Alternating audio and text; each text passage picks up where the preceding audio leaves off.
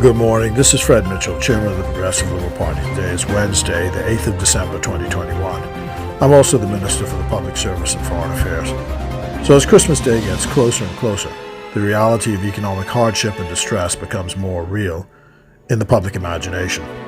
All the theories espoused while we were on the campaign mean nothing if there's not a chicken in every pot at Christmas Day, or put another way, if there's no money on the ground.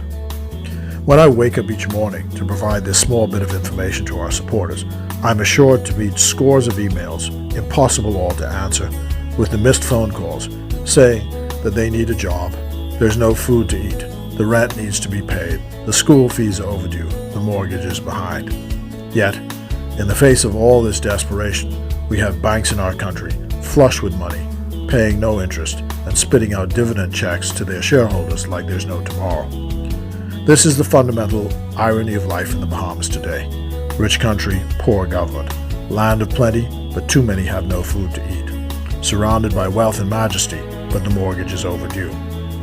How did we get here? We got here in part because the FNM under Hubert Minnis put us in a set of stupid, short-sighted policies which led us to the graveyard of twice the national debt in 4 years and a debt-to-GDP ratio of almost 100%. A creaking government administration which so far refuses to bend to the will of the new administration. You can be forgiven for being totally paranoid or conspiratorial in that. 3 months into the administration, you ask yourself why, if an instruction is given, that instruction or order cannot be carried out with dispatch. Instead, there just seems to be a slow march into hell. It takes a year and a Sunday to move a pen from here to there.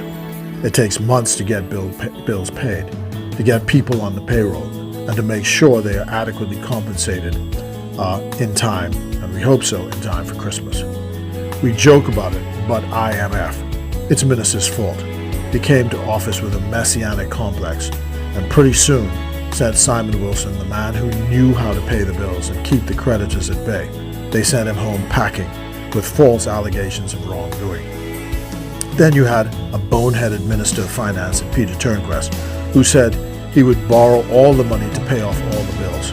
That single act of stupidity plunged us into a nightmare crush that we now face. And 90 days into the Davis government, with 57 months to go before the general election, the children of Israel are beginning to say, not "it looks a lot like Christmas," but instead, "let's go back to Egypt." I, of course, remain optimistic. This will be solved in a little while, so we ask people to hold on.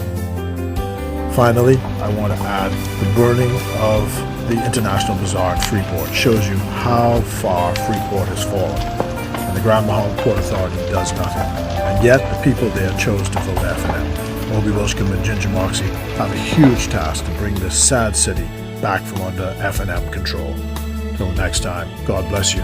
God bless the Commonwealth of the Bahamas, and is still, on this day, PLP all the way.